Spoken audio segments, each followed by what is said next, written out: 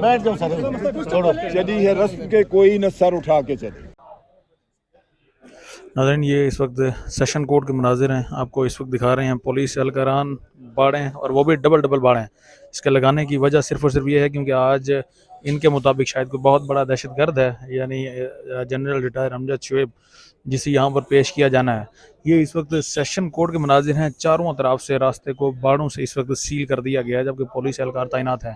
آج تک session court کی تاریخ میں کبھی ایسا نہیں ہو سکا اس طرح سے باڑیں لگائی جائیں، اس طرح سے لوگوں کو، پبلک کو آنے جانے سے روکا جائے اور اتنی تعداد میں پولیس اہلکار تعینات ہوں، چاہے وہ کوئی پولیٹیشینز ہو جن کو ان کی جانب سے گرفتار کیا گیا ہو. آج تک ایسے مناظر نہیں دیکھے گئے، لیکن شاید اب جنرل ریٹائر امجد کے لیے ان کے جانب سے علیحدہ سے قانون و ضوابط بنائے جا رہے ہیں.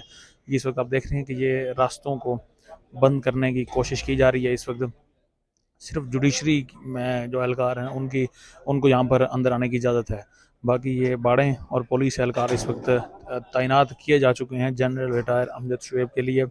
یہ ہے پاکستان کا دوہرا نظام، پاکستان کا دوہرا سسٹم کہ وہ ایک عام شہری کو، ایک عام پاکستانی کو اگر وہ کسی پارٹی کی فیور میں کچھ بول دے تو اس پر ایف آئی آرز بھی درج ہوتی ہیں، اور اس کے ساتھ جو رویہ رکھا جاتا ہے وہ اس وقت آپ کے سامنے ہے. یہ پولیس اہلکار ہاتھوں میں ڈنڈے اٹھائے صرف اور صرف جنرل ریٹائر امجد شعیب کے لیے یہاں پر موجود ہیں کیونکہ آج امجد شعیب کو پیش کیا جانا ہے. ان پر ایف آئی آر درج کی گئی تھی، 3 روزہ ریمانڈ پر انہیں بھیجا گیا تھا اور اب آج انہیں یہاں پر سیشن کورٹ میں پیش کیا جانا ہے. تو اسی حوالے سے یہاں پر تیاریاں اس وقت کی جا رہی ہیں، باڑیں لگائی جا رہی ہیں پولیس اہلکاران کی جانب سے. چاروں اطراف سے ناظرین راستوں کو بند کیا جا چکا ہے پولیس کی جانب سے.